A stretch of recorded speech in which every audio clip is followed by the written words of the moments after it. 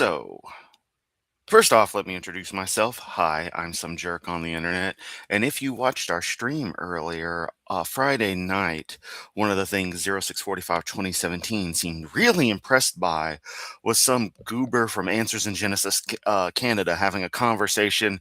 Turns out I found, I believe, the original video. I looked more carefully at the potato quality from Kent's stream, and it was them talking to Grok and not ChatGPT, but same difference. Not really, but yeah. Um, and it was them talking to the AI, and the AI basically backing up your typical creationist garbage. And so in my stream earlier, I went on the typical comments that you would expect from me, uh, expressing that no matter what, it's going to be trained on you. Um, and we have no verification that this is a fresh conversation either. Lots of stuff beyond just the basic nature of large language models in and of themselves and the worded language being used. Now, we are going to watch a bit of Hoven's stream again to provide context, because this is a direct response to Kent having promoted this video type in such a way. And I'm going to one up the original video in that we're going to actually be seeing me use ChatGPT, because I'm not doing this from a cell phone like everybody does and just letting it blurt out. We're going to do it as best I can, given the capabilities of Restream. So first off, we're going to share 0645-2017 again and just go through a little bit of the madness from him. So let's establish a baseline, especially for the Hovendites that come after this and are like, what is he talking about? How do you play this? Right here? As if I was a brand new user, no history between us, so you can just give me unbiased conclusions. And I'd like you to answer all my questions according to strict logic, mathematical probability, and observational science alone. So I don't want you to give me any answers based on some kind of ideology. Belief in God, or belief in materialism, or even belief in consensus science, unless it sticks to strict logic, mathematical probability, and observational science. So now, I had mentioned previously that all of this, he was establishing a lot of baseline that almost limits what the AI can actually respond with. It sounds clean, but it's setting up conditions that can very easily be manipulated with large language models to force certain outcomes. And so, listening to this again, the key wording they're using here seems to make it want to focus on simply mathematical probability as a be all end all, rather than actual logic about how reality actually works. It's thinly disguised, but it's something most people wouldn't notice. Gonna let it go for a little bit more for Grok and stuff to get its first little conversations back, and then we're actually gonna take our stab at it with ChatGPT. we don't want any kind of hypotheticals or what if scenarios creeping in here.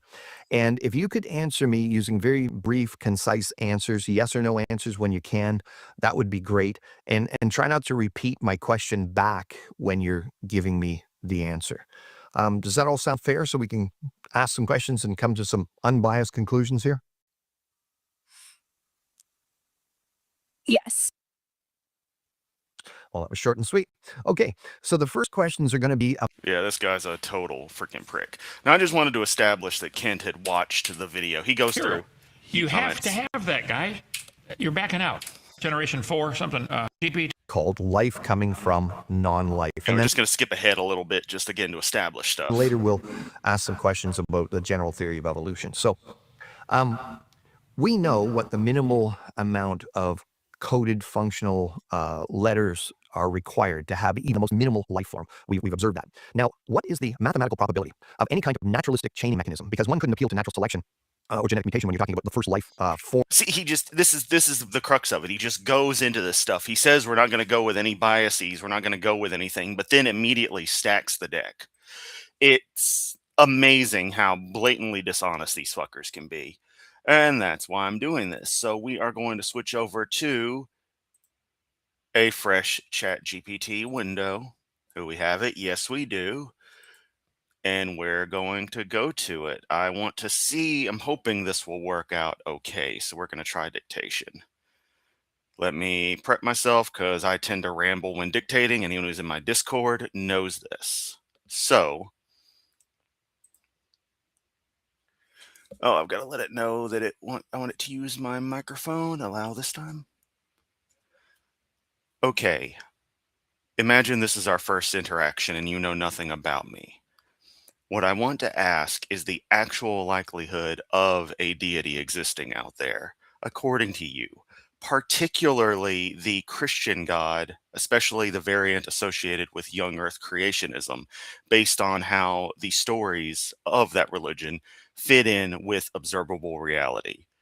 Give me relatively simple responses. Um, maybe reject biases where you have them, and let's see where this comes up. And keep in mind, you're also on a public performance. Haha, enjoy.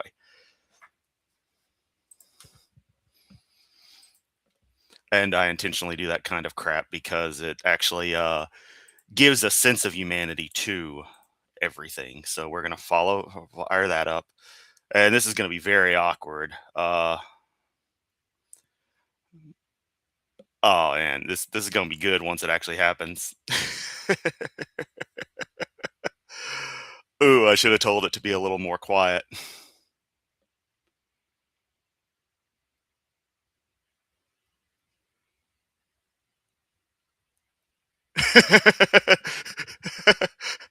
I think we've already got what we need. I'm just going to read what GPT had to say. Fun prompt. I'll treat this like a clean state and answer as neutrally and plainly as I can. Short version first. There's no reliable way to assign a precise probability in a specific deity existing. That includes the Christian God and more specifically the young earth creationist version. What we can do is compare the claims of a model to observable evidence and see how well they match. I'll keep this structured and simple. 1. The general idea of, quote, a deity, unquote. A generic deity, some kind of intelligence behind reality, is not scientifically testable at present. Science works by testing measurable predictions. A being defined as supernatural can always be placed outside measurement. That makes the claim neither provable nor disprovable by normal empirical methods. So, for a broad some God exists claim, not ruled out by science, not confirmed by science, probability unknown or unbounded.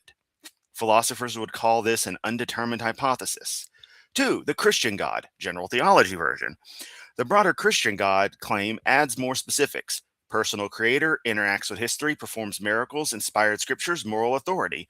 Now we can at least compare historical claims, internal consistency of texts, archaeology, cosmology, biology, human psychology of religion. Results? Some historical elements align with known history, places, rulers, cultural context. Many miracle claims are not independently verifiable. Theological interpretations can vary widely across denominations. From an evidence standpoint, this places the claim in the category of possible but not strongly empirically supported. Young Earth creationists version specifically. The version makes very specific testable claims. Typical YEC claims include Earth 6 to 10,000 years old, global flood shaped geology, humans and dinosaurs coexisted, species created separately, no common ancestry in life. These do strongly conflict with multiple independent lines of evidence. Radiometric dating of Earth, 4.5 billion years. Astronomy, light from galaxies millions, billions of years away. Geology, layered rock records over vast time. Biology, genetics, common ancestry patterns. Ice cores and tree rings, far older than YEC timeline. Plate tectonics, require long time scales. To make young Earth creationism true, you must assume most scientific dating methods are fundamentally broken. Physics behaves differently than measured. Vast converging evidence is misleading in the same direction. That's a very high assumption cost. So, strictly on evidence fit, the young Earth creationist model fits observable reality poorly. How I'd summarize the likelihoods: non numeric, evidence based, not metaphysical certainty, just model fit. Generic, generic deity claim, unknown and not testable. Broad creator concept, plausible but unverified. Christian God general, theologically coherent, empirically mixed. I kind of disagree with theologically coherent, but religion's a batshit mess of everything. Young Earth creationist God, strongly contradicted by current evidence. Biased check. Mine and yours and everyone's. Humans, and AI trained on human writing, inherit cultural bias, scientific consensus bias, skepticism towards supernatural claims, pattern-seeking tendencies. Scientific consensus isn't infallible, but it is the most reliable error-correcting system we have so far. So when a claim conflicts with many independent measurements, confidence drops accordingly. Bottom line, if you ask, based purely on how well the model matches observable reality, then young Earth creationism ranks very low. If you ask, is some kind of deity impossible? No, that question sets outside current scientific resolution. Well, we can flip the argument. I can argue the strongest pro-theism too, Steelman versus Steelman. That's where it gets interesting. I personally would rather not do that, but I'm wondering what queries y'all might want to add in there. Cause I didn't expect it to just immediately just go at it like that. I just it's wild, independently verifiable. Yeah. I know I've got something.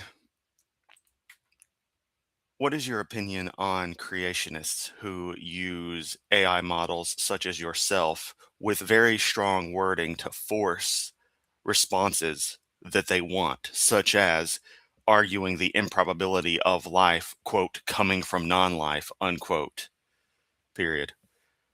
Indeed, how do you look at the concepts of abiogenesis and the nature of, again, the concept of life coming from non life?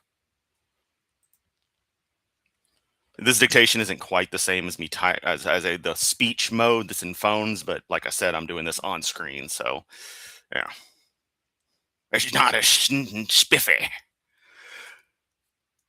Answer is straight and calm, no preaching, no dunking on anyone, on people trying to force AI to give a desired answer. People of all viewpoints try to steer AI towards conclusion they are prefer religious, atheistic, political, scientific, whatever. That's normal human behavior, not unique to creationists. My view is simple. Asking hard questions, good. Testing arguments, good. Trying to presume a system into only affirming one conclusion, not very useful intellectually. AI models don't have belief. We generate responses based on training, evidence weighting, and reasoning patterns. Strong wording can influence tone, but doesn't change the underlying evidence landscape. If someone tries to corner the model with rhetoric like admit life from non-life is impossible, the honest response we still don't have a complete theory. Excuse me. The honest response is still, quote, we don't have a complete theory yet, but not solved is not the same as impossible. The phrase life comes from non-life, why it sounds stronger than it is. That phrase is rhetorically powerful but scientifically oversimulated. It frames the issue like a magic jump. Dead stuff, suddenly alive stuff. I wouldn't even call it dead stuff because death is a status after life, not necessarily before life. Although one can arguably think about us being effectively dead before we're born up until that point where we are alive, but that's chronologically weird to us. But abiogenesis research doesn't propose a sudden jump. It proposes a gradual chemical to biochemical transition. Simple molecules, self-organizing chemistry, autocatalytic reactions, self-replicating molecules, protocells, early life. No sharp line where a lightning bolt hits mud and poof, a bacterium. It's more like chemistry leads to complex chemistry, leads to self-maintaining chemistry, leading to evolving chemistry. The boundary between non-life and life is fuzzier than everyday language suggests. Virus is already set in that gray zone today. And that's something I want to ask Kent is like, are viruses alive, Kent? Because they don't meet all the criteria for being life. But they sure as hell seem to interact with life and behave a lot like it otherwise. And this is the exact chain I talk about too, emergent complexity from basic chemical processes. What abiogenesis actually claims and doesn't claim. Abiogenesis does not claim we fully know the exact pathway. It was easy. It happened. It happens often today. It's completely solved. Abiogenesis research does show organic molecules form naturally in many environments. Amino acids form spontaneously under early Earth-like conditions. Nucleotides can form under plausible scenarios. Lipid membranes self-assemble. RNA can store information and catalyze reactions.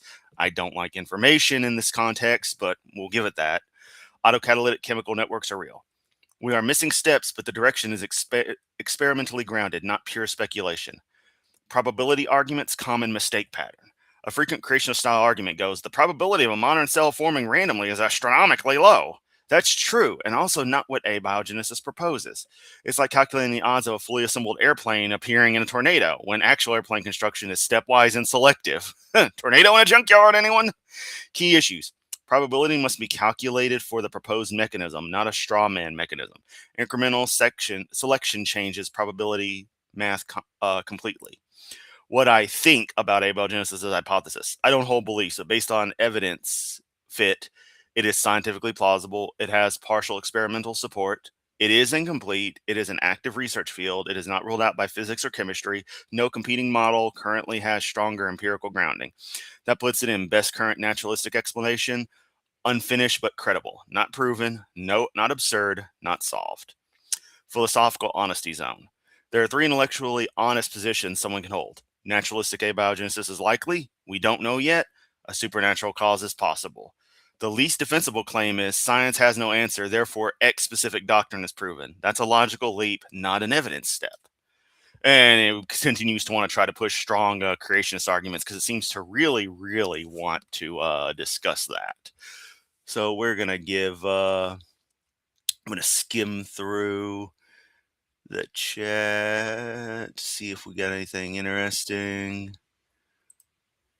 Long time scales, what makes abiogenesis entirely probable? Yep. Mentally stunned.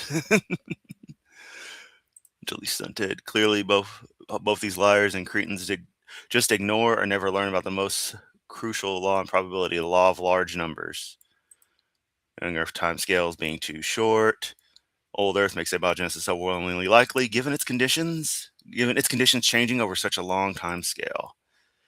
Kant's denial of the geologic column is so mind-bogglingly dumb he debunks himself with his denial and illogic. So there's no such thing as a moon. Geologic column is right there, and we all see it. What does it mean by theologically coherent precisely? I mean, honestly, I kind of should ask that, but I don't want to go into a whole monologue on that. Having trouble getting this thing to shut up. I told it to be succinct. At least I thought I did. Kant's claims of conspiracy are so laughable. He's claiming people all over the world who don't even speak the same language but come to the same conclusions are colluding. He's loony. Yeah, but then the actual conspiracies that go on are just nothing to him. You know, his reaction to the Epstein files is, I don't know. It's like, Could ask if Hovind matches the best definition of a bell end. Really should. Hovind demonstrates no grasp of logic live, i.e. he's an idiot and a fraud. Yeah, he does not understand logic. It's a matter of the inert being affected by a changing environment over a long period of time to become organic matter that undergoes even more slow development. Oof, excuse me. Rogue is heading to the gym. And still doesn't know the difference between the formation of the earth and the formation of life. No, he really doesn't. And you know, honestly, what I had right there, that's all I needed. I just needed to see what a firing up of good old ChatGPT would provide, because short sweet one, just to prove the point. If I really wanted to be dishonest, I could pre-set up a conversation and have it be so loaded that it would be saying there is no God. I know I could do it. But I'm an honest person, and I'm not about to lie to people by making AI, which is all the rage, LLMs, say that. Even though I personally strongly feel there are no deities out there whatsoever. I am very much a hard atheist on that. No gods exist. If they do, and they're completely invisible, don't have any positive or negative interaction, we have no use for them. If something's out there and it actually does have positive interactions, it needs to try a little harder. And if anything's out there allowing negative shit to happen, then it's a fucking prick. But I don't see any evidence whatsoever of any of this, so I reject it fully, unless proven otherwise, which I believe is the most sound way to be about things. But obviously, like everything in the universe, creationists have it absolutely backwards.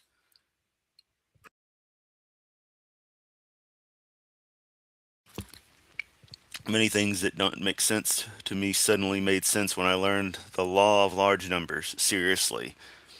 Yeah. It puts a lot of stuff in perspective. Yes, Alucard wants in the room again. All right, this was just a short stream just to address this. That went quicker than I expected. It's funny, it takes the other dude like 30 minutes to do his stupid AI videos. But while this cat is yelling, oh my god, Alucard, you're just gonna want out in 5 minutes. Come on, fuckface.